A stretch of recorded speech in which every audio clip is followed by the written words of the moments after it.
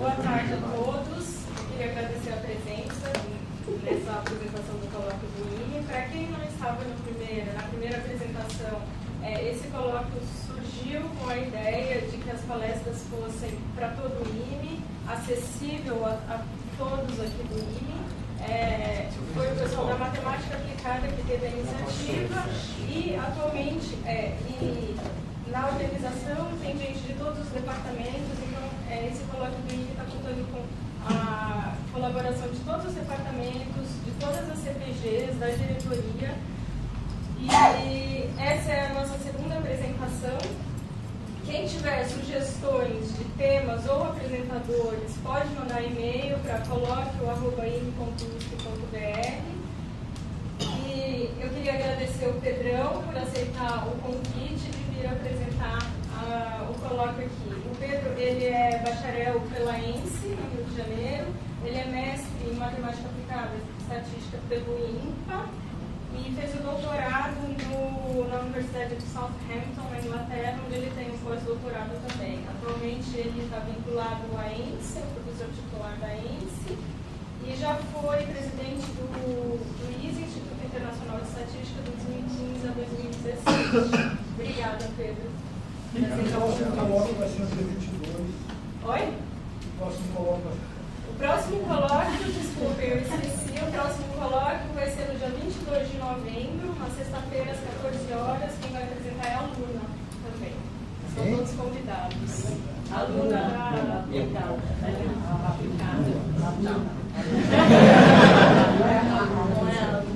Bom, gente, boa tarde. Sinto-me como um rockstar. Só que é rock em São Paulo, Lollapalooza. Muito obrigado, Gisela, André, pelo convite, pela oportunidade de vir aqui a São Paulo. Comentava com a Gisela e os colegas no almoço, que é sempre muito aprazível vir à USP. O campus aqui é muito bonito, vocês que vivem aqui talvez não o achem tão bonito como ele é. Quem vem de fora sempre se impressiona com a beleza, com o cuidado que vocês têm aqui. E chegar num departamento, num colóquio que eu vejo uma sala lotada, é maravilhoso. Muita gente jovem. Espero que não os desapontem com a propaganda enganosa do tipo. Vou tentar sumarizar em uma frase curta o que eu espero alcançar com vocês. Talvez uma percepção melhor sobre o papel da estatística nesse momento do tempo, do espaço, onde Big Data, Data Science, Data Analytics, todas essas palavras modernas impressionantes que a gente ouve e vivencia, inteligência artificial, tem gente pensando que estatística é uma profissão, uma ciência, uma matemática atrasada ou que ficou para trás. Então, eu espero convencê-los de que não, que o saber, o pensamento estatístico continuará sendo tão importante como já foi para a humanidade no futuro. Quanto mais dados tivermos, mais importante o saber estatístico, mesmo que ele seja traduzido ou passado por nomes diferentes. Então essa é a minha mensagem. Se vocês ficaram desapontados com ela, podem deixar a sala. Não quero ninguém saindo ainda não. Esse é o tema do qual eu vou falar. O título Big Data é a palavra, o título, que chama a atenção hoje em dia. Potencial, vou falar das coisas boas que podemos fazer com eles. Paradoxos ou dificuldades que ensejam lidar com esse mundo do Big Data e a mensagem final, a importância renovada desse pensamento estatístico. Sem dúvida nenhuma, vivemos hoje uma era sem precedentes na história da humanidade com relação à quantidade, disponibilidade e acesso a dados de todos os tamanhos, não só os grandes e os pequenos. Pesquisa relâmpago. Quem aqui nessa sala usa um relógio Fitbit, ou daqueles que monitora parâmetros biológicos? Levanta a mão, por favor. Olha só. Todos vocês são geradores, acumuladores e talvez usuários dos dados que esses dispositivos colocam à sua disposição, para você monitorar aspectos da sua saúde, do seu bem-estar, né? Essa citação aqui é de um grupo que trabalha no ambiente de informações sobre desenvolvimento na esfera da ONU e coligados. Eles sugerem, e esse coach já está um pouco antigo, a velocidade está aumentando, que o mundo vem criando tantos dados a cada 2 dias, como haviam sido criados entre o início da civilização e 2003. É muito dado sendo produzido. Ouvi uma palestra de uma microempresa em João Pessoa semana passada, em que o rapaz disse que a empresa dele, que lida com microdados de metadados da telefonia celular, acumula diariamente 16 terabytes de dados. O que eles fazem com isso, a gente não sabe, nem eles. Foram lá para ver se aprendiam um pouquinho. Apesar dessa montanha, que algumas vezes é chamada de data deluge, o dilúvio dos dados, há claras lacunas. Por exemplo, nos sistemas de governo, etc., a gente precisa saber quantas pessoas tem num território, num país, para poder gerenciar. Em países de baixa renda, acho que apertei algo que não devia. Vamos ver. Fechar uma janela. Há uma estimativa de que cerca de 70% dos nascimentos, 20 milhões ou mais de crianças por ano, nascem e não são registradas. Então, os governos desses territórios não têm acesso à informação sobre onde estão essas crianças, de que tipo de infraestrutura elas precisam, só conseguem conhecer essas populações quando fazem operações muito mais caras e difíceis a cada 10 anos, como fazer um censo de população. Não é suficiente fazer censos de população para gerenciar serviços públicos de qualidade em qualquer território. Uma citação também de um autor que talvez alguns de vocês conheçam, o Yu Xie, citando um palestrante que falou na AT&T em 2012, dizia o seguinte: se você não tiver uma página web hoje em dia, você não existe. Vou traduzir isso do ponto de vista do IBGE, onde eu trabalhei boa parte da minha vida, como uma instituição que tem que retratar a realidade de um país diverso, complexo e grande como o Brasil. Se você não tiver acesso à internet, daqui a algum tempo você será invisível. Tá? Felizmente, tecnologia está vindo nos ajudar e a gente está conseguindo meios de tentar alcançar as populações com tecnologia, mas é uma tarefa difícil. Entre outros motivos, por esse aqui. Dados mais recentes de pesquisa do IBGE em 2017 mostraram o seguinte: 3 de cada 4 domicílios brasileiros já tinham acesso à internet em 2017. Okay? Algum tipo de acesso sendo feito a partir do domicílio. Mas olha uma das características importantes do nosso Brasil. Olha a desigualdade. Nas zonas urbanas, 4 de cada 5 domicílios com cobertura e acesso à internet, sem discutir a qualidade. Mas nas partes rurais, só 2 de cada 5. Então, retratar um país com essa desigualdade não é tarefa simples. Nós vamos precisar evoluir nossas maneiras de acessar, de usar a internet para chegar nas pessoas, para que elas não sejam invisíveis, mas temos um desafio imenso em partes do território onde a internet não chega e não é fácil chegar. O Brasil rural não se parece com o Brasil urbano, eles são bem diferentes, e chegar no Brasil rural é mais difícil mesmo, não é barato. A gente, para chegar e fazer entrevista domiciliar em alguns lugares do Brasil, gasta muito dinheiro e esforço, porque são lugares inacessíveis ou de difícil acesso.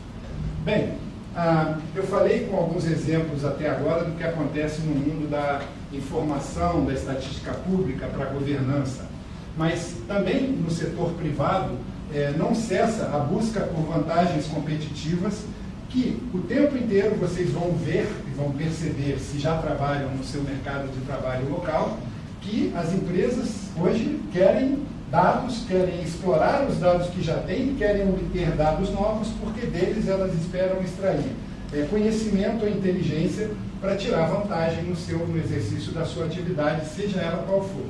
Acho que não há atividade hoje que não tenha algum nível de tratamento de informação para melhorar a produtividade, a lucratividade de negócios. Tá ok?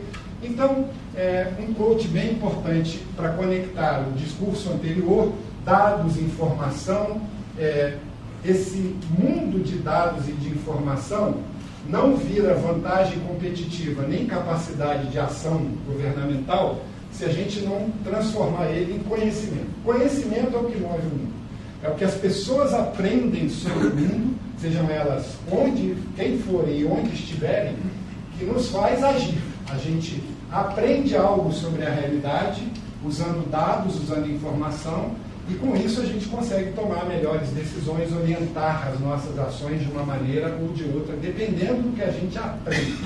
Então, dado não tem valor nenhum se ele ficar guardado num pendrive, na nuvem ou em algum lugar, e a gente não for lá aprender com ele o que está acontecendo em algum segmento, em algum pedacinho do mundo. Não há conhecimento sem informação. A gente também não consegue aprender se não tiver alguma base factual. Pelas razões que eu enunciei, a ciência estatística nunca esteve em tanta evidência e com tamanha demanda. Pode ter o nome que tiver. Nossos ex-alunos lá na ENSE e outras áreas de formação de estatístico que temos ao redor, não ficam sem trabalho. Talvez não sejam todos os trabalhos mais bem pagos que existem, mas não há estatísticos desempregados desocupados. Isso tem uma razão simples, não é porque nós somos melhores de propaganda, etc. É porque o nosso saber é demandado. As pessoas estão descobrindo que precisam desse saber para melhorar suas atividades. A metodologia estatística tem dois componentes fundamentais que são os pilares. Tá? De um lado, nós desenvolvemos na ciência estatística as ferramentas essenciais para se obter dados. Né? Nós temos a disciplina da amostragem, que ensina como fazer pesquisas e levantamentos amostrais, o planejamento de experimentos, a área de protocolos de mensuração sobre como obter medidas de boa qualidade, aplicável em todas as áreas da ciência. Então, o negócio de obter dados atuais, relevantes, precisos e custo-efetivos é o saber clássico da estatística que tem produzido as melhores ferramentas para aplicação nessa área. Uma vez tendo dados, também temos produzido um monte de ferramentas úteis de como extrair conhecimento desses dados, dessas informações. Tá? Não somos a única área a produzir saber sobre isso, mas a estatística, sem dúvida alguma, tem uma contribuição fundamental na história das ciências nesse campo. Desculpe, foi um pouco rápido. No campo onde eu trabalho, quais são as fontes de informação clássicas, convencionais? São os censos, que são levantamentos exaustivos, que buscam alcançar todas as unidades de uma população de interesse. Temos as pesquisas amostrais, onde a gente deliberadamente escolhe não observar a população inteira, extrai amostras que, bem escolhidas, permitem inferir sobre a população inteira de maneira segura e conhecendo o grau de incerteza ou de qualidade da nossa inferência. E temos uma onda mais recente de utilização de informações que não são captadas para fim estatístico, mas que servem a esse tipo de propósito também, que são os registros administrativos. Se alguns de vocês viram no noticiário da manhã de hoje, tem uma estatística que está sendo destacada na mídia hoje, que é o número de vagas geradas formais no mês de setembro, se não me engano, que teria sido maior para o mês de setembro desde vários anos atrás. Essa estatística não é gerada de um levantamento estatístico convencional.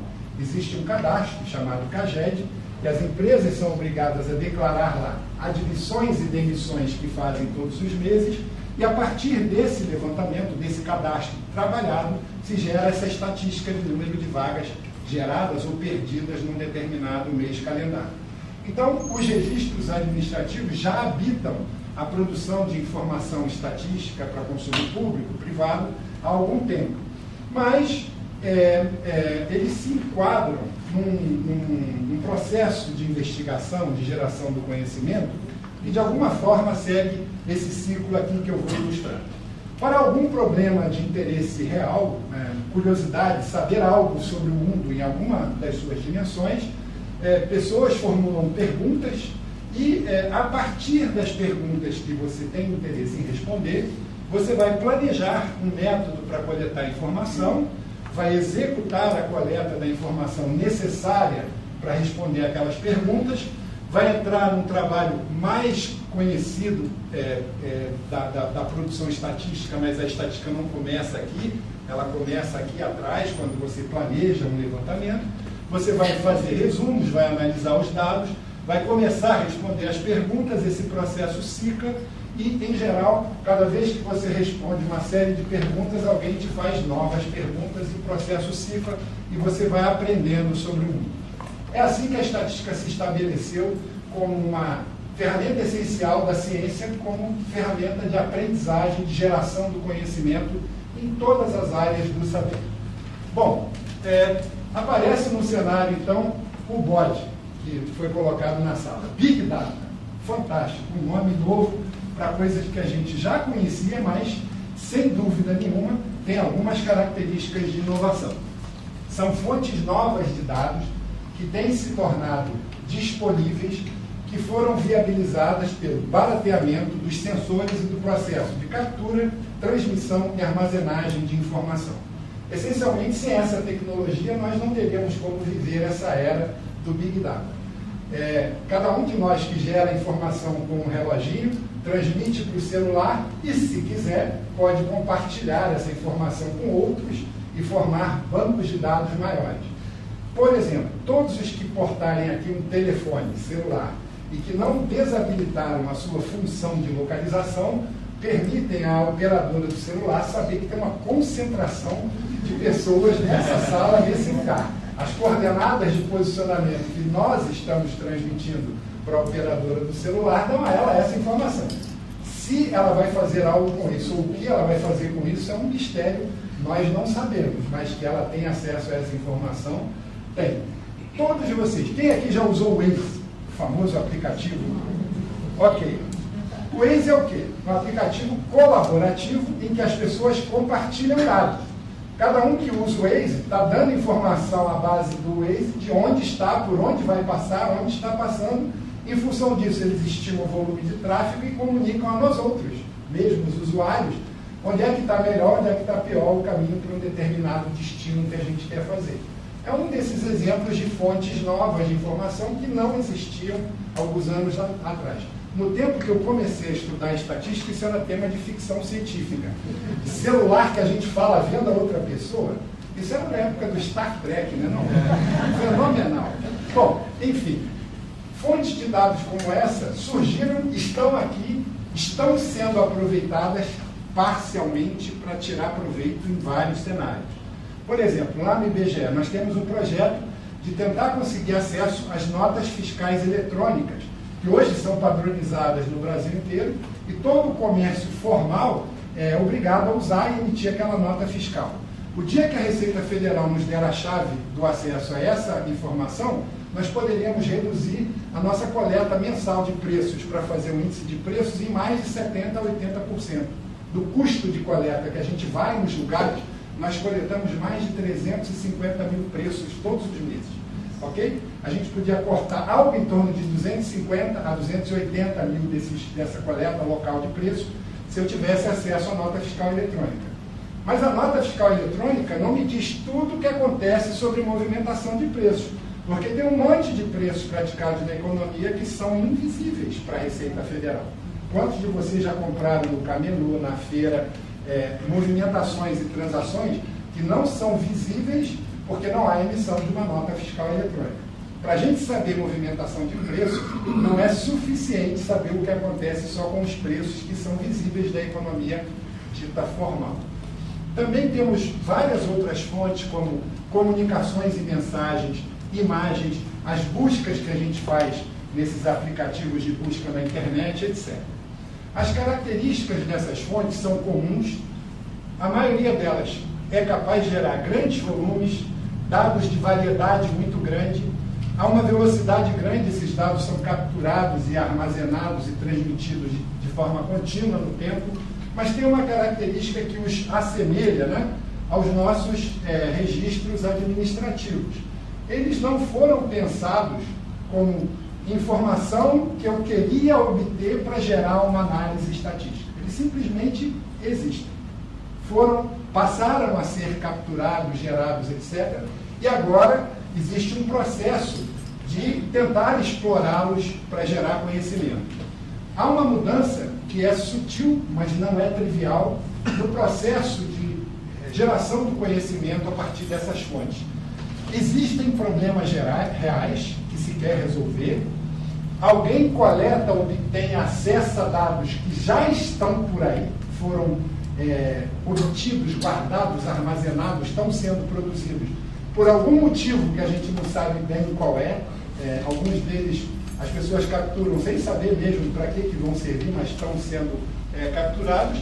E aí, dado que já existe essa fonte de informação, será que eu posso responder essa pergunta? Que perguntas eu posso tentar responder a partir dos dados? Essa mudança é não trivial, tá? Do que acontece no processo de geração do conhecimento. Porque as perguntas são formuladas depois que eu vejo o dado. Isso muda tudo. Do ponto de vista de um estatístico que está acostumado a pensar da outra maneira, é outra abordagem para enfrentar e resolver problemas. E aí, bom, depois que a gente formula algumas perguntas, vai explorar os dados, vai resumir, vai fazer análise, vai responder algumas perguntas e esse processo pode ciclar.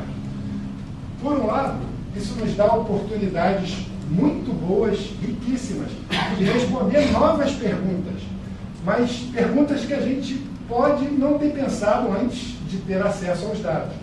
Eu nunca pensei que a gente poderia navegar no trânsito de uma cidade grande usando um aplicativo que te diz quanto tempo você vai levar e por onde é melhor chegar lá. Nunca me ocorreu isso 20 anos atrás. Hoje a gente usa isso de forma... todo esse fluxo de informação e geração de conhecimento foi fruto de uma ideia a partir de uma fonte de dados que estava lá, disponível, sem ter sido explorada antes, para fazer esse tipo de aplicação, que são os metadados da movimentação dos aparelhos que tem o GPS conectado, em particular os telefones celulares. Isso é fenomenal. Isso abriu avenidas de investigação e de oportunidades para responder perguntas que a gente não tinha sonhado em poder fazer antes. Tem países pequenos e que fazem fronteira com outros que são muito próximos e simples de atravessar, que estão usando dados de movimentação de telefone celular para estimar a migração pendular para o trabalho, de um país para o outro. Tá? Nós ainda não estamos fazendo isso, mas alguma hora esse tipo de uso da tecnologia da informação vai chegar aqui. Uma questão que é talvez menos explorada é essa aqui. Apesar de serem volumosos, instantâneos, rápidos, etc., muitos dos dados que a gente tem hoje podem não nos ajudar a responder bem as perguntas que a gente já tinha sobre um problema real. Recém-nascidos tipicamente não têm celulares. Né? Lembra daqueles 20 milhões de crianças que não são registradas? Bom, a mamãe talvez tenha um telefone celular, mas a gente precisaria saber quem é mãe de quem para poder saber que houve um parto, que houve um nascimento que gerou uma criança que está em tal lugar para a gente entregar serviço. Então não é trivial responder as perguntas velhas, que continuam sendo importantes, só porque eu tenho novas fontes de informação à minha disposição. Na área que eu trabalho, que é de produção de estatísticas oficiais, tem muitas ideias sobre como tentar aproveitar essas novas fontes para substituir, o risco maior está aí, ou complementar as fontes tradicionais. Tem vários projetos de experimentação de uso dessas nossas novas fontes em andamento no mundo.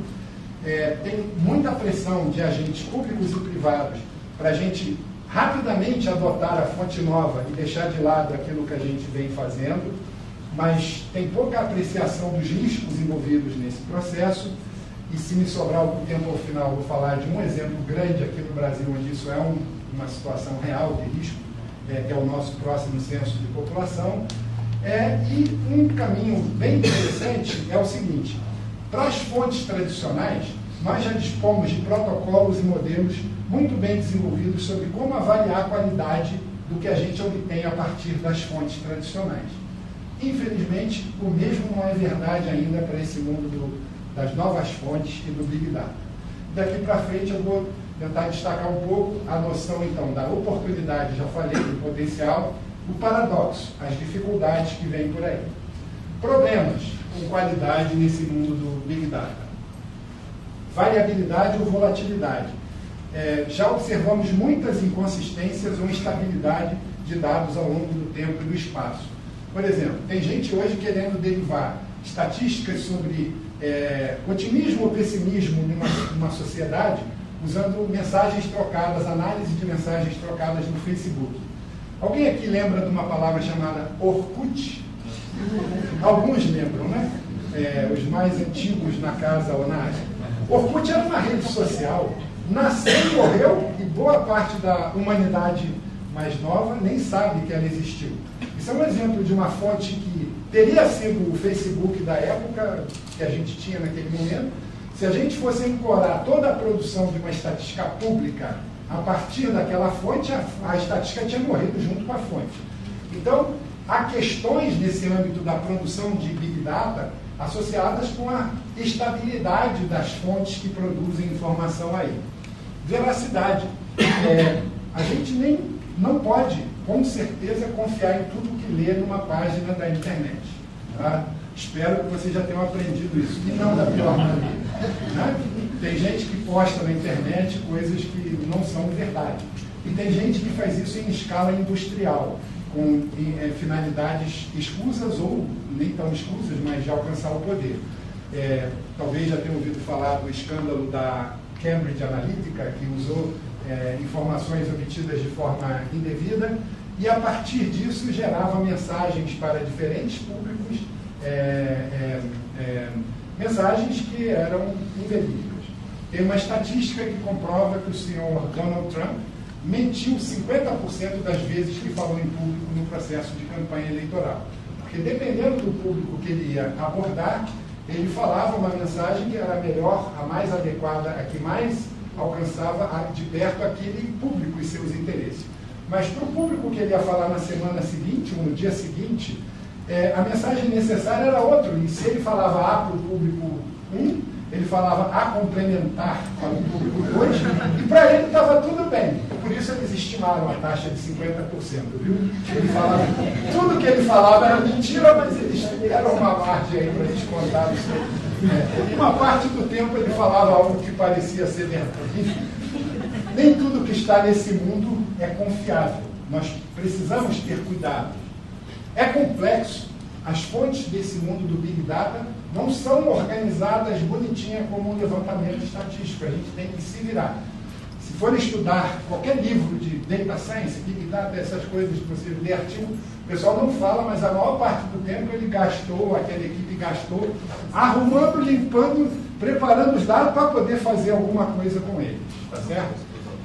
E a questão da acessibilidade. Eu trabalho num lugar que precisa produzir estatística com data marcada em hora.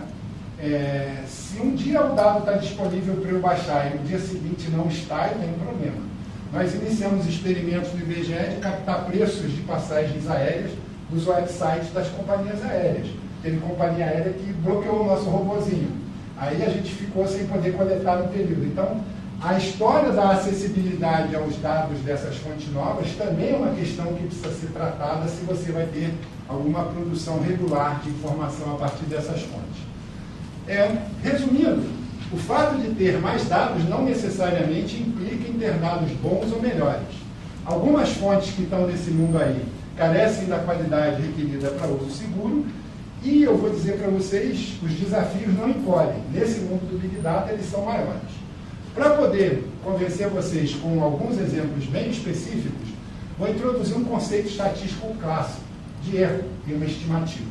Erro é a diferença entre o que eu uso, a informação que eu uso, uma estimativa para um parâmetro, uma quantidade de interesse, e o valor verdadeiro dessa quantidade. Erro, em geral, a gente não vai saber quanto erra ao estimar algo, né? São raros os cenários da estatística em que esse valor verdadeiro será conhecido. Na maioria das vezes, a gente só tem a estimativa. Mas a estatística tem um poder fenomenal. Ela nos dá ferramentas para estimar o tamanho máximo plausível desse erro. Tá? Para a gente pensar no erro como quantidade que a gente pode medir, vou dividir em dois componentes. Erro amostral é todo erro que eu incorro para produzir uma estimativa decorrente do processo de extrair a amostra da população de interesse. Todos os outros erros que podem estar envolvidos na estimativa virão aqui dessa outra caixinha que eu vou chamar de erro não amostral.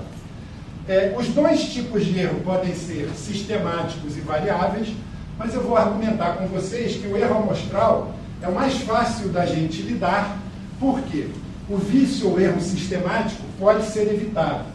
A gente tem uma longa tradição de fazer pesquisas por amostragem probabilística, isso é um tipo de abordagem de como fazer a extração de amostras das populações que nos permite fazer inferência sem viés, sem erro sistemático.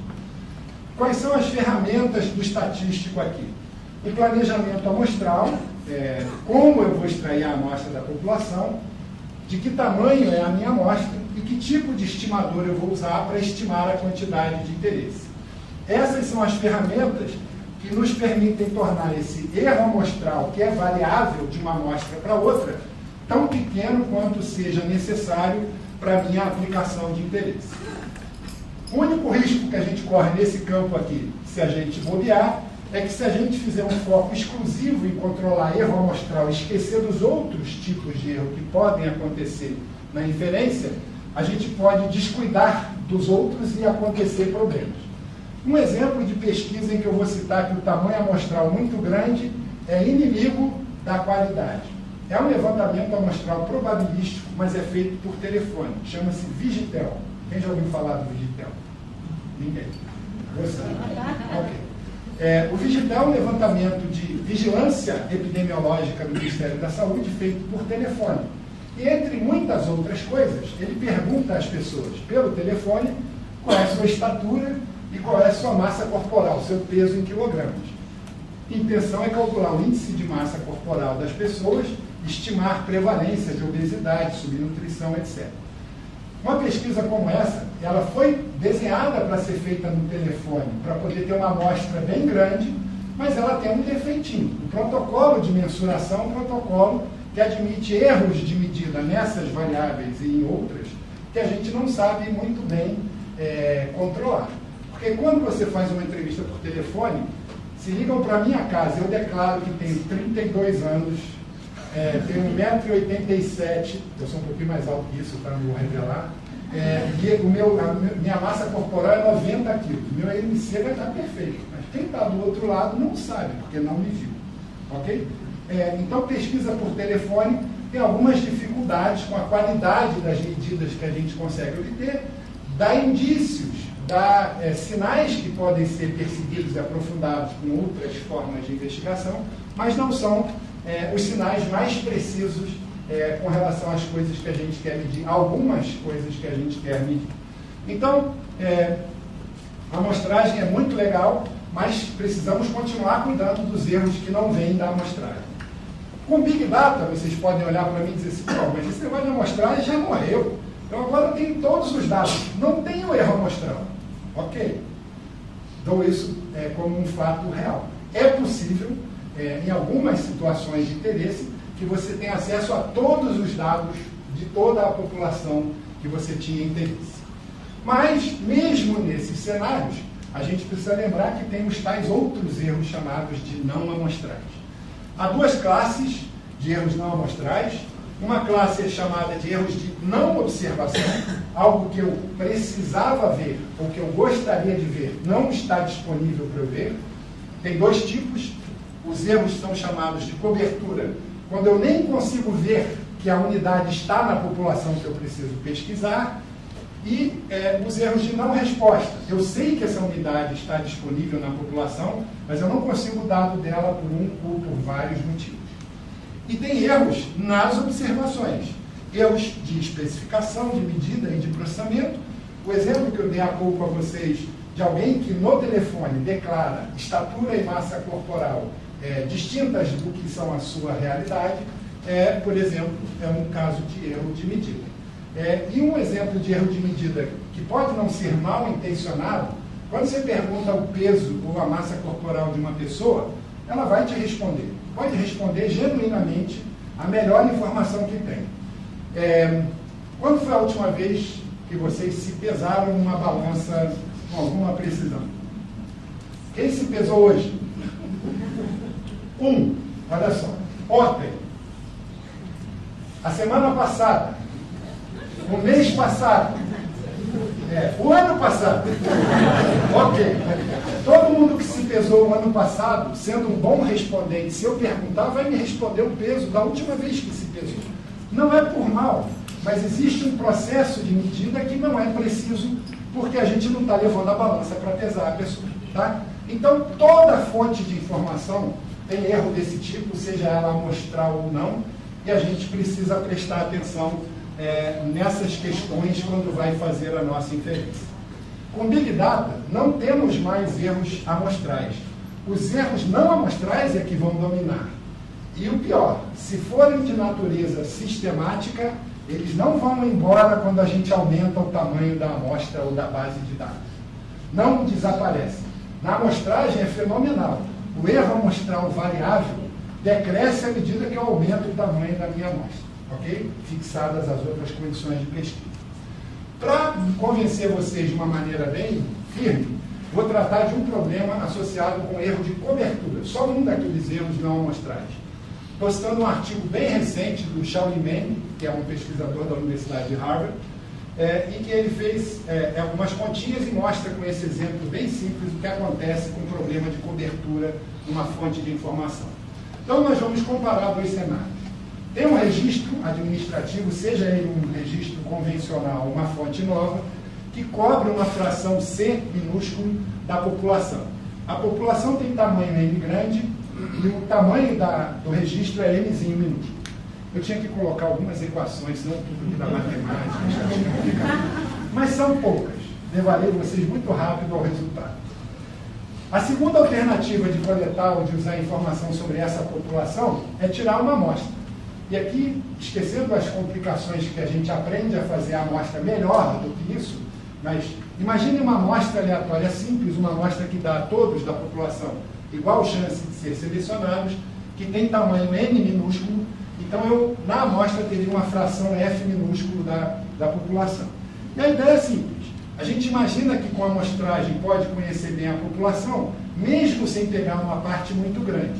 Já com registro, não. Com registro, a gente imagina ou pensa que ele tem que ser completo, que ele tem que pegar todo mundo. Porque não tem amostragem lá no mundo do Big Data por enquanto. Então, a gente imagina que o F é bem menor que o C. A pergunta que o Shaolin tentou responder no trabalho é o seguinte: de que tamanho deve ser a minha amostra, de tal modo que a inferência, com base na amostra, domine em qualidade a inferência vinda do registro, que eu tenha menos erro de estimar o alvo de interesse. A resposta é uma tabelinha. Tá? Imagine uma população do tamanho da do Brasil, hoje um pouco maior que 200 milhões de pessoas. Imagine um registro que tivesse a capacidade de conter dados de 100 milhões dos elementos dessa população, onde eu quero estimar a média de uma variável de interesse na população. Se esta variável de interesse, que eu vou chamar de Y, estiver correlacionada, mesmo que de maneira fraquinha, correlação de 5%, a gente acha que é fraca, com R, que é o indicador de se a unidade populacional está ou não no registro, uma amostra aleatória simples de tamanho 400 tem valor inferencial igual a um registro que cubra 100 milhões de indivíduos dessa população. Não é surpreendente. Então, olha só, a amostragem, gente, é a Vera. Tem que aprender a fazer. Quem sabe fazer, faz bem feito. Pode brigar com o cara do registro. 100 milhões para ele acumular e processar vai levar mais tempo do que para a gente processar uma amostrinha de 400 bem tirada, ok? Em condições de igualdade para medir a variável de interesse. Para não ficar parecendo que isso é mágica, a conta é bem simples. Vocês vão me acompanhar. A população eu vou chamar de U. A eu vou usar para representar o subconjunto das unidades selecionadas de U por amostragem aleatória simples. R eu vou usar para representar o conjunto que está contido ou aparece no meu registro administrativo. E o interesse é estimar a média populacional, que eu represento como a soma dos valores da variável de interesse sobre o conjunto de unidades na população inteira. Eu quero saber algo sobre a população inteira, não só sobre quem está no registro. Me interessa falar do Brasil, não dos brasileiros que estão no registro A, no registro B ou qualquer que seja. Então, eu somo, divido pelo tamanho da população, esse é o meu parâmetro de interesse. Se eu fosse usar o registro, a maneira usual de usar o registro é, o registro está completo, tirar a média do registro. Como é que eu tiro a média do registro? Eu somo os valores de todo mundo que está no registro e divido pelo tamanho dele. Mas a soma de quem está no registro, eu posso escrever assim: a soma de quem está no registro é a soma de todos na população multiplicados pelo RK, que é 1 se você está no registro e 0 se você está fora. Isso aqui é como eu vou escrever esse estimador para a gente enxergar que tem um papel aqui, que a inclusão no registro, estar dentro ou fora do registro, tem efeito na minha capacidade de estimar a média populacional. Na amostragem é a mesma coisa, pega a média da amostra, eu posso escrever também esse estimador da mesma forma, sendo que aqui o indicador H é um indicador de que você está na minha amostra ou não. A diferença mais importante entre isso e isso é o tamanho. Aqui eu vou estar somando 100 milhões de parcelas, aqui eu vou estar somando 400 no meu exemplo anterior. Só que tem uma diferença sutil, mas fundamental. Aqui quem exerce controle sobre o AK sou eu, o estatístico que planeja o levantamento. Eu digo quem está na minha amostra, quem está fora. Faço isso com alguma inteligência, um processo aleatório, que me reduz a chance de incorporar viés no processo de decidir quem entra ou quem não entra naquela soma. Bem, esses indicadores de pertinência à amostra ou registro são as únicas coisas que eu vou tratar como aleatórias daqui para frente. Na amostragem eu controlo e no caso do registro, alguma força superior controla quem está no registro. Dificilmente o estatístico que vai querer fazer inferência a partir dessa fonte sabe como manejar quem decidiu quem entra e quem não entra no registro. O erro total da estimação sobre a amostragem aleatória simples, o erro quadrático médio da média amostral, é igual à variância, porque não tem viés. E a variância tem essa expressão bem conhecida, é a variância da variável na população, um fator aqui que é praticamente 1, e 1 menos a fração amostral sobre o tamanho da amostra. O lado fenomenal dessa expressão é o seguinte: aumenta a amostra, isso aqui vai diminuindo, fixada a população e a variável de interesse. Ok? No caso do erro total sobre o registro, o erro quadrático médio pode ser escrito como essa expressão aqui. É a diferença ao quadrado entre a média do registro e a média populacional, calculando-se o seu valor esperado sob a distribuição do mecanismo de inclusão no registro. Isso aqui está deduzido no artigo, tem 3 componentes. A mesma variância que lá, esse termo é chamado de dificuldade do problema, e pode ser maior ou menor, dependendo da variável que você está examinando. O fator que lá é 1 menos F sobre N, aqui é 1 menos C sobre C. Isso aqui não varia com o tamanho do registro, mas com a taxa de cobertura. Isso aqui diminui mais lentamente o erro à medida que eu aumento a cobertura.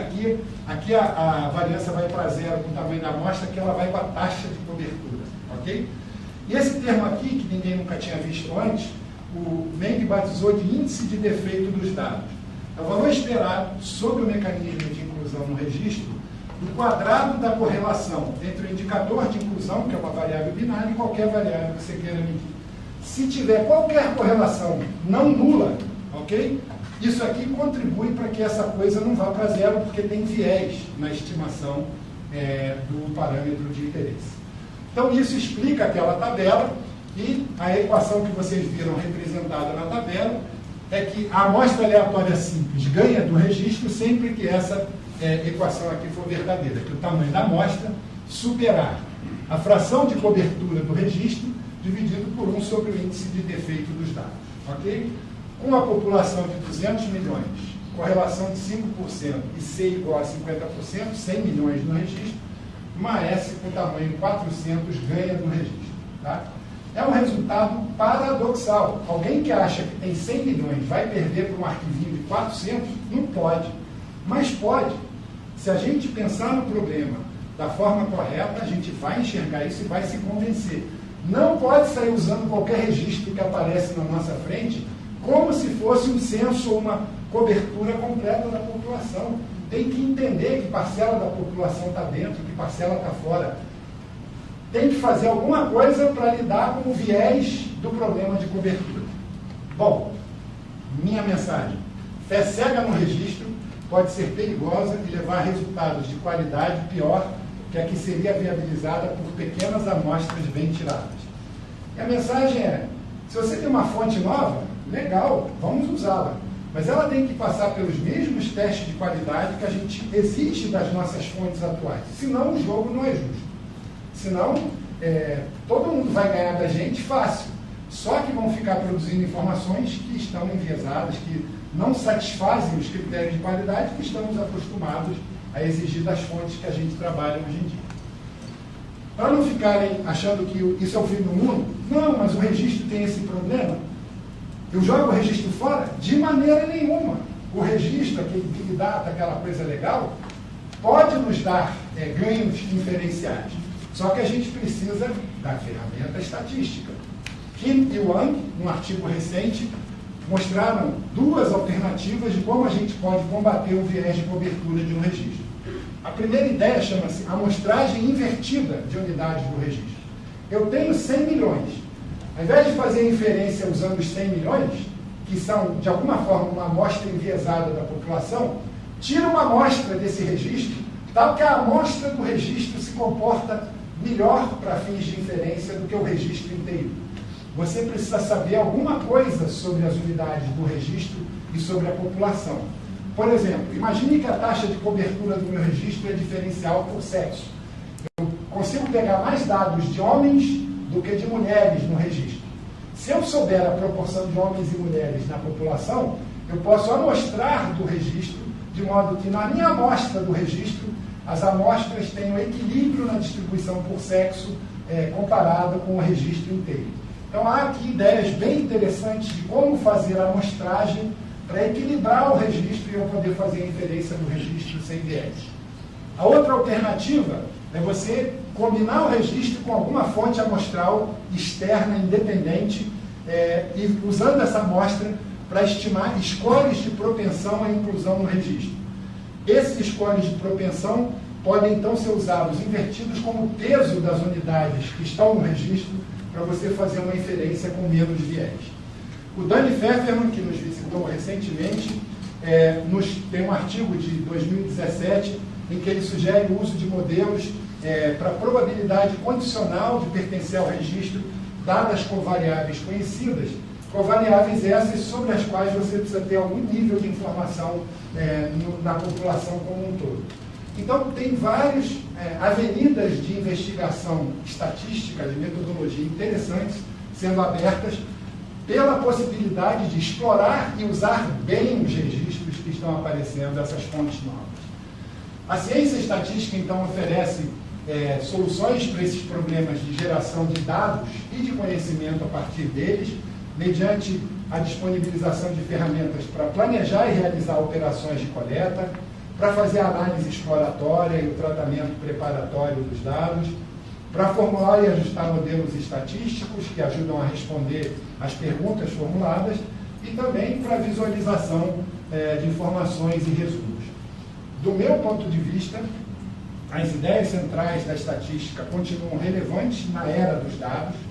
Metodologia estatística é e continuará sendo um pilar essencial para você promover qualidade de dados e pesquisas e respostas às perguntas formuladas e avaliação criteriosa das novas fontes com sua capacidade de produzir informações é uma necessidade. Tem muita gente fazendo produção de informação a partir de fontes novas que não tem todos os cuidados que a gente costuma ter na nossa empreitada usual. Então, do meu ponto de vista, a empreitada de extrair conhecimento de informação vai continuar requerendo mais e não menos pensamento estatístico. Muito obrigado. Acho que temos algum tempinho para perguntas, não sei de casa.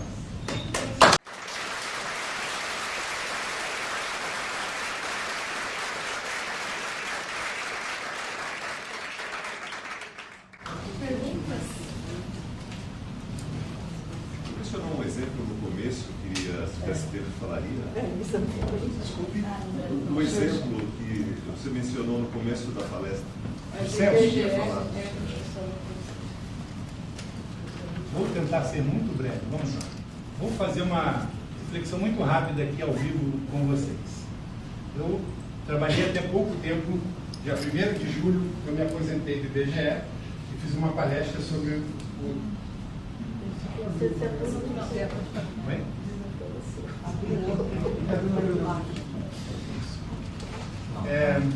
O censo brasileiro, está sendo modificado por uma nova administração que entrou no IBGE esse ano, chamou as modificações de ajuste, e o resumo é bem simples. Está sendo provocado um dano ao nosso censo, tá? E é disso que eu tratei nessa palestra. O dano é simples, tá? A pretexto de fazer um censo mais barato e mais enxuto, foram essas as palavras do ministro que veio apresentar a nova presidente do IBGE, ele destinou para o censo metade do orçamento que o IBGE havia solicitado, ok? Metade, e demandou que fossem reduzidos os questionários do censo. Os questionários que estão sendo testados nesse momento no censo experimental, que está sendo feito em Poços de Caldas, em pouco mais da metade das perguntas que o censo que nós vínhamos planejando. Nós fizemos vários exercícios.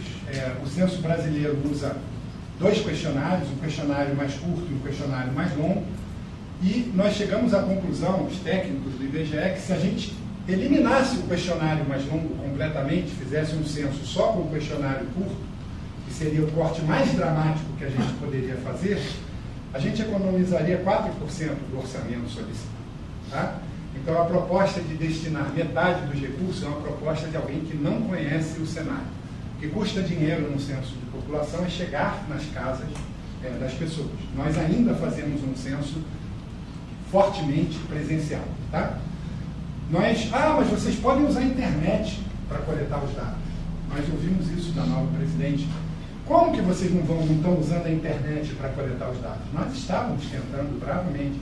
Fizemos vários eventos no IBGE, seminários de metodologia, trouxemos aqui visitantes de outros países que fizeram censo usando fortemente a internet, que nos mostraram que, nos países deles funcionou. Fomos adiante, fizemos vários experimentos chamados de provas piloto, onde a gente tentou conseguir colaboração da população para responder pela internet. A taxa de resposta alcançada é 2,5%. Em cerca de 1 de cada 40 domicílios que a gente entrega uma senha para responder um questionário de censo pela internet, as pessoas vão online e respondem. Não é que não, uma boa parte dessas pessoas tem os meios para fazer, só não tem a cultura, só não tem o mindset de responder pesquisas, de entender que isso é um dever cívico, etc., como há em outros lugares, e como há investimento para que a população reconheça que aquilo é uma operação que precisa da colaboração dela para ter sucesso. Ok? Então, assim, o censo brasileiro vai ocorrer danos desses processos que já foram desmanchados. Os questionários que estão na mesa para serem usados hoje são questionários cortados, e tem um discurso da nova administração dizendo que o censo brasileiro é caro. A nova administração, o ministro e tal, né? Então, o censo dos Estados Unidos, que vai acabar o ano que vem, vai entrevistar uma população de pouco mais de 330 milhões. Eles têm um questionário com apenas 10 perguntas. O nosso é um pouco mais que o dobro. O nosso questionário simples é um pouco mais que o dobro desse. Eles vão gastar 15,6 bilhões de dólares para fazer um censo com 10 perguntas. Ok? O ano que vem. O investimento por cabeça, por habitante recenseado, algo da ordem de R$190. Vocês veem que a cotação que eu estou usando já está velha, né? Já ficou mais caro aqui o preço do censo americano. Por que eles podem fazer um censo com 10 perguntas? Porque durante a década inteira eles fazem uma pesquisa amostral chamada American Community Survey, que vai a 3,5 milhões de domicílios todos os anos, ok? E depois de 5 anos, eles têm dados que, por geografia pequena, são equivalentes aos que a gente consegue, ou melhores do que os que a gente consegue, com uma amostra coletada de uma só vez, na ocasião do censo, que é como a gente ainda faz. Não é que a gente não queira fazer uma pesquisa como essa. Nos foi negado todas as vezes que tentamos recursos para fazer um censo deitado com um questionário de amostra que veio na década inteira. Não tem dinheiro no Brasil para fazer isso, nos dizem. Okay? Eis quanto custaria o nosso censo. Nossa população estimada para o ano que vem, ao redor de 211 milhões, em 70 milhões de domicílios, e a gente estimava gastar 3,1 bilhões de reais, não é de dólares não, tá? Investimento estimado, investimento, eu não chamo de custo, R$14,70 por habitante recenseado. O primeiro número que o ministro nos deu era 1,5 bilhão, depois de toda uma parafernália de negociações intermináveis, este número que aqui está ainda não está garantido, 2,3. Tá? Minha avaliação como técnico é de que este dinheiro não dá para fazer um censo de qualidade no Brasil ano que vem. Não vai dar. E o problema? Num censo, se falta dinheiro no meio do caminho, é igual você estar lá naquele aviãozinho que vai passando ali, acabar o combustível lá em cima. Não tem posto de reabastecimento. O Air Force One tem, mas os aviões que nós pilotamos aqui no Brasil não tem reabastecimento no ar, tá certo? Um censo, quando dá errado por falta de dinheiro ou por outros motivos no meio da operação, é um censo que vai fracassar, que vai ter problemas. Ah, mas isso nunca dá errado. Aqui no Brasil tem muito tempo que não dá errado. Mas em outros países aqui perto da gente deu errado. No Chile deu errado em 2013. Tá? Infelizmente, pode dar errado. Nós já contratamos, o país já contratou todos os riscos e os danos para o próximo censo. Tem pouco que a gente possa fazer de imediato para reverter essa situação. Tá? Tem um movimento chamado Todos pelo Censo, não sei se vocês viram, mas há uma campanha em andamento para preservar o censo brasileiro na sua integridade. Tem o movimento dos funcionários do IBGE fazendo pressão nos meios políticos, etc., mas a realidade do dia a dia é que o contrato para o censo com essa modalidade enxuta e, sei lá, né, sem dinheiro, já foi assinado pela administração que temos hoje no IBGE e no Ministério da Economia. Tá? Então, esse era E um censo imperfeito é igual aquele registro lá, que é grande, mas não cobre tudo. E aí você fica com uma visão distorcida do que é o país que você precisa representar. A nossa presidente atual vem dizendo que ela vai dar informações para os municípios brasileiros, que é o principal foco do censo, dar informação para a geografia aplicada, com a amostra da PNAD contínua. Tá? Se a gente pudesse usar a amostra inteira hoje, distribuída pelos municípios, dava 30 domicílios em 2 setores censitários, que é como essa pesquisa é coletada, por município. Sendo que, na verdade, na amostra atual, tem mais de 2 municípios sem nenhuma amostra. Essa fonte de informação nunca será capaz de fornecer informação para os municípios brasileiros, com algumas honrosas exceções. Talvez a amostra que a gente tem em São Paulo, Rio de Janeiro, Belo Horizonte, dê para estimar o total do município. Mas mesmo isso não é o que um censo busca. Ele busca dar informação para uma geografia mais pequenina de bairro, ou até inferior ao nível de bairro. Tá? Sim? Você fala em evitar vieses em populações onde o viés é conhecido. E quando o viés nem é conhecido? Se a gente não souber nada, é difícil compensar qualquer tipo de viés. Tá? O problema é que hoje em dia é muito difícil você, a priori, dizer que você não sabe nada de coisa alguma. Tem tanta informação que algum tipo de âncora você talvez seja capaz de fazer com informações que você confia, que vem de fora da sua fonte Mas primária. existem inter-relações entre os dados que você pode não saber a princípio e você acaba usando e detectando isso em métodos modernos, tipo rede neural, etc. Rede neural é um modelo de aprendizagem com os dados. Você vai modelar relações entre variáveis. A gente faz isso com a estatística a vida inteira, com modelos que não são os da rede neural, mas são modelos. No fim do dia, você vai depender de acreditar que o que você vê com o seu modelo ajustado é o que está lá. Se você não tiver nenhuma fonte externa que questione o que você aprendeu com essa fonte única de dados... Mas o questionamento é a posteriori, não é a priori. Você tem algum exemplo assim que eu possa me ancorar para... Eu tenho um monte de exemplos de processamento de texto que descobriu-se a posteriori, apesar de não ter nenhum texto explicitamente, sei lá, sexista, você fazia experimentos com os dados que você aprendeu e os dados eram sexistas, por exemplo. Bom, isso é um aprendizado. O texto que você menciona, de alguma forma, propriedades desse texto foram extraídas com alguma ferramenta de sumarização, extração de features ou propriedades principais. Você aprendeu algo sobre aquele texto. Uma vantagem importante na análise de texto é que você tem o texto todo na mão, ok? E você pode olhar para os seus resumos estatísticos e colocar uma interpretação sobre o que você viu naquelas frequências, naqueles padrões. Mas a interpretação é o conhecimento que está na cabeça de alguém. Esse pode sempre ser questionado. Pode outra pessoa olhar para a mesma estatística e dizer, eu não acho isso que você achou, eu acho isso, isso e isso. Um exemplo clássico para mim é o do Abraham Wall. Né? Foi chamado para avaliar uma situação em que os bombardeiros ingleses voltavam do campo de batalha, todos estrupiados. Eles queriam botar mais armadura nos aviões. Perguntaram a ele onde colocar e mostraram vários grafiquinhos de avião com as marcações onde tinha furo de bala. Aí ele olhou vários desses gráficos e falou, põe a armadura aqui, aqui, aqui. Aí perguntaram para ele, mas você está mandando botar armadura onde não tem nenhum buraco de bala? É, porque se a bala cair aqui, esse é o avião que não voltou, amigo, ficou lá do outro lado. Então os dados que você tem podem te enganar. E a sabedoria de aprender com eles é nossa. É o ser humano que tem que aprender a interpretar os dados que ele vê. E dois seres humanos podem olhar a mesma informação e chegar a conclusões bem diferentes, e isso é legítimo. Isso não é ilegítimo, tá certo? Ok? Agora, primeiro, os índios brasileiros nós conseguimos censar ou nós... Sim, nós fazemos censo nas comunidades indígenas também.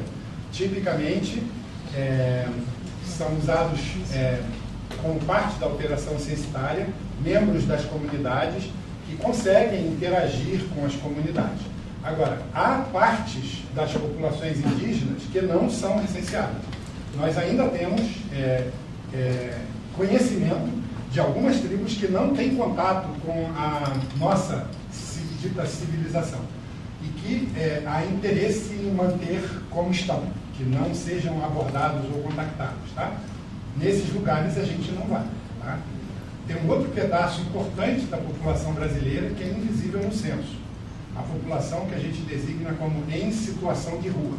O censo brasileiro é um censo domiciliar. A gente vai nas casas e recenseia todo mundo que está em situação de vida num domicílio. Pessoas que estão em situação de rua não são contadas no censo brasileiro. Tá? As populações de rua flutuam, variam de tamanho, tempo, no calendário. Tem lugares que o clima é mais frio, tem mais gente na rua em períodos do ano que em outros.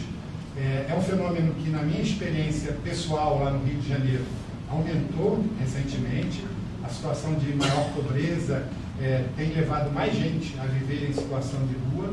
É um fenômeno que não é o censo brasileiro clássico que vai retratar. Nós precisamos de métodos alternativos.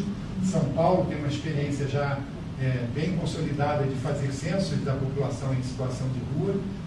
O IBGE não visita ou não investiga a população em situação de rua no censo demográfico. Talvez seja isso. Se gente suficiente for para a rua, aí não precisa de tanto dinheiro para fazer censo.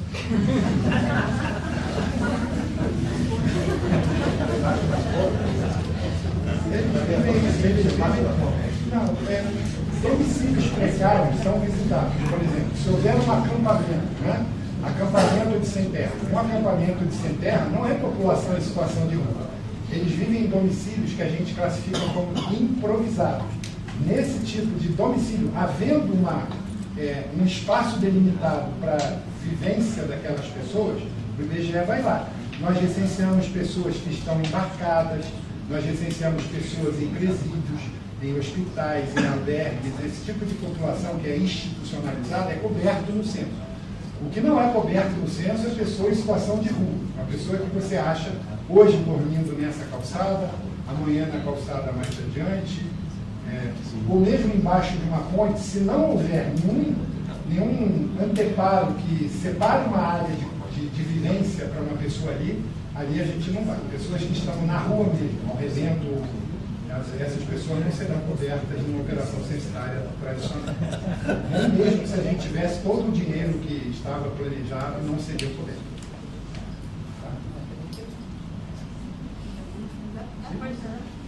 Eu queria saber se no censo ou nas amostras se leva em conta essa possibilidade da pessoa mentir, porque imagino que quando um domicílio é censado, a pessoa vai à entrevista, deve ter menos chance da pessoa mentir quando tem alguém perguntando, mas no telefone, que ninguém está vendo, ou na internet, isso deve ser... É um fenômeno conhecido que a forma de perguntar, de coletar informação, interfere na qualidade das respostas. O nosso censo, até o último, feito em 2010, ele teve a possibilidade de pessoas responderem pela internet, um único modo alternativo, mas menos de 1% da população respondeu pela internet no censo passado. Essa possibilidade não foi anunciada de maneira muito forte, porque havia resistência dos entrevistadores. Os entrevistadores são remunerados por questionário preenchido.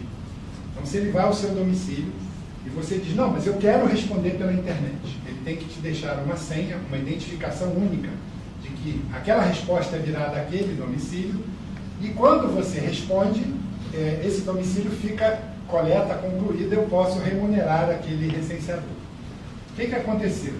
A população que começou recebendo essas senhas para responder pela internet não respondia.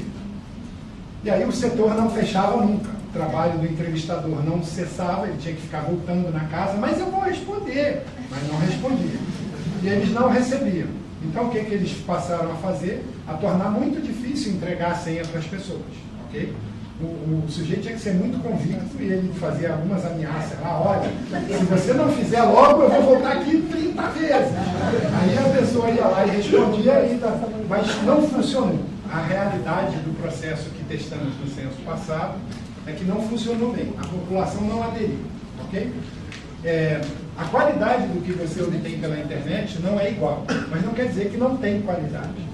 E em muitas pesquisas que usam mais de um modo de coleta de informação, existem muitos artigos, muita literatura sobre como você pode tentar corrigir os defeitos para equalizar um pouco a qualidade das informações que vêm de fontes diferentes. Tá? Esse autor que eu citei na palestra, o Pfefferman, ele veio aqui a São Paulo em maio desse ano, e uma dos temas da palestra dele foi como lidar com diferentes modos de coleta, como ajustar informação de modos diferentes para ter informações melhor alinhadas. Vamos dizer assim, supondo que você tem um padrão que você considera o padrão URO, que as informações dos modos que não são padrão URO se ajustem às que você tem do padrão melhor. Teve o caso da eleição na Argentina, as primárias, né, que teve em agosto, que foi um escândalo, porque a maioria das consultoras tinham dado praticamente empate para os dois candidatos e um ganhou por 15%. Então, assim, foi um escândalo. Davam quase empate ou o Macri perdia por pouco e aí ele perdeu por 15 pontos, e aí ninguém conseguia explicar o que tinha acontecido. O que eu ouvi é que, que são enquetes que fazem pelo telefone, que as pessoas mentem. Não conheço o caso argentino, mas vou citar para você o caso das eleições inglesas de 92, que eu acompanhei porque me mudei para a Inglaterra naquele ano para estudar.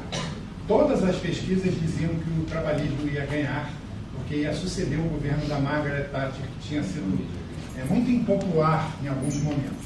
E ganhou o candidato dela, um político mais insosso que vocês podem imaginar, o senhor João Mesmo. Um ótimo primeiro-ministro, mas que era uma pessoa que não tinha carisma algum, zero carisma. Ele ganhou as eleições por uma margem de quase 6 pontos. Não, peraí. Ele ganhou as eleições por uma margem de 2 pontos, quando todas as prévias estimavam que ele ia perder por 6 pontos para o trabalhismo. Em seguida a essa eleição, como foi uma catástrofe geral, ninguém acertou as previsões, fizeram um esforço, juntaram pesquisadores, cientistas sociais, pessoas da estatística de várias áreas, conduziram uma análise pós-mortem das pesquisas, não de uma, mas de várias, de todas as que vinham divulgando o resultado. Encontraram uma série de problemas. Então, é muito difícil você pôr a mão, o dedo assim e dizer, foi isto aqui, só isso, uma causa única, é difícil explicar uma diferença tão grande. Mas a soma de várias causas é possível. Lá estimaram que o politicamente correto era dizer, vou votar no trabalhismo, quero mudança, quero trocar. Os conservadores, que eram o governo da Thatcher, não abriam a boca. Né? Cada vez que alguém deles ia abrir a boca, provavelmente era rechaçado pelos amigos, parentes, etc. Então não falava que ia votar na Thatcher. Uma coisa é falar e outra coisa é votar. Estimaram que teve esse efeito, um efeito de comparecimento diferencial, como o trabalhismo já ganhou, o pessoal não saiu no dia para votar, lá a eleição não é votação obrigatória, tinha problemas com as amostras, tinha problemas de várias ordens, tinha problemas com a formulação de pergunta, as causas, é difícil apontar uma causa específica às vezes, mas estimativas e levantamentos estatísticos falham, algumas vezes falham de forma grosseira. E as coisas que eu discuti aqui hoje são como que a gente precisa continuar vigilante e demandar a qualidade daquilo que nos apresenta. Nós temos o ferramental para fazer as coisas bem feitas. Depende de nós. E não de um de nós, mas depende da nossa vigilância eterna. O preço da liberdade é a eterna vigilância. Acho que eu citei alguém que eu não sei, mas...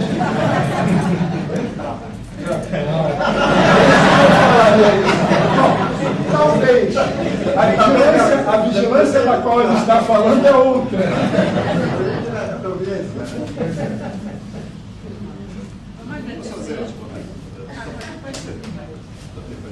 Eu só não entendi uma coisa. Você começou comentando que o número de questões é um fator importante no custo. Isso. Dado que tem pouco dinheiro, seria melhor aumentar o número de questões para depois Bom, possibilitar... eu acho que você devia procurar o Sr. Paulo Guedes, mandar uns e-mails para ele, explicar isso para ele. Nós já tentamos. Ele não entendeu. Ele nos mandou vender os prédios do IBGE, que são quase todos alugados. Ele foi na roça, presidente do IBGE, e disse na nossa casa: vocês não têm dinheiro para fazer o censo? Vendam os seus prédios. Quem conhece as nossas instalações sabe que a maior parte, onde o nosso complexo, onde tem o maior número de funcionários do IBGE, é um imóvel alugado. Ele nem essa informação não checou antes de ir lá fazer o tipo de discurso que foi fazer. É muito... há interesses, né? Ele falou nessa mesma ocasião que quem pergunta o que quer descobre ou tem resposta do que não quer. Não interessa a alguns nesse governo enxergar a realidade do nosso país. Eles têm a resposta para tudo já, para que precisam perguntar? Eu concordo com você. Não havia problema com os tamanhos dos nossos questionários. Nós fizemos uma bateria de testes. Esses questionários foram construídos assim, em resposta ao que se demanda saber com o censo no Brasil. Eles eram o acordo do IBGE com a comunidade de usuários especializados que usam censo, prefeitos, administrações municipais, estaduais, um sem número de pesquisadores. Nós fizemos consulta pública, uma série de eventos preparatórios para definir um questionário. Estava tudo testado, encaminhado para fazer o censo de uma maneira que agora não vai mais ser assim. E temos um contrato de risco, né? Uma promessa de que as informações que foram perdidas do censo serão oferecidas de outras fontes, fontes que não existem.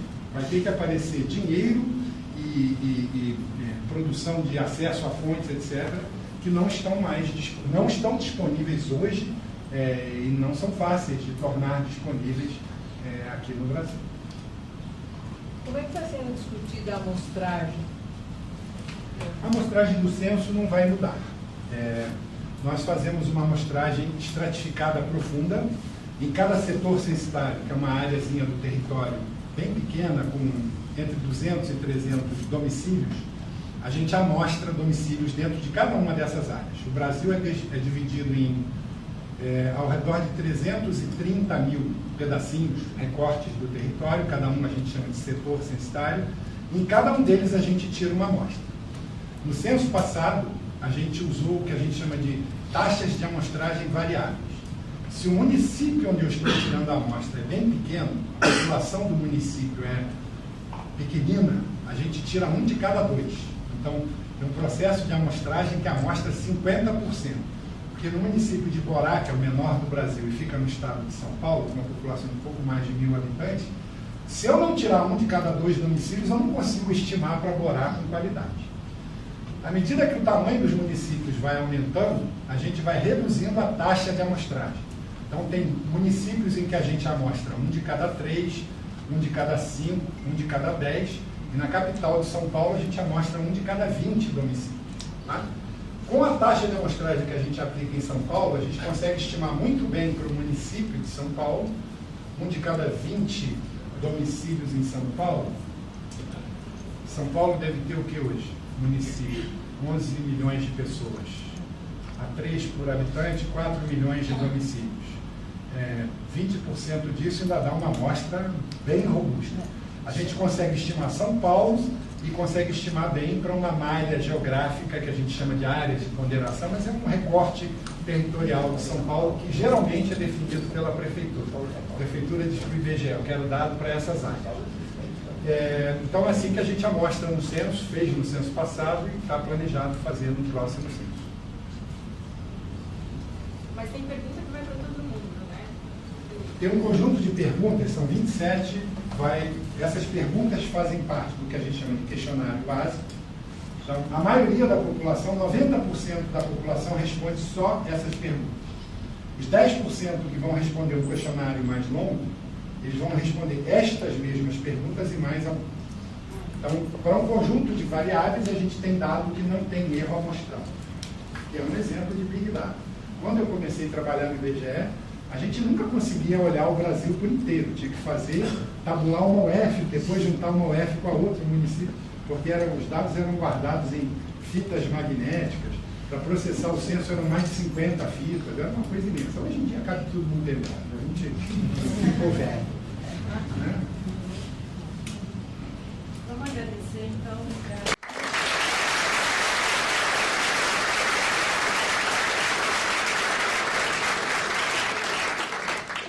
Tem um coffee break aqui.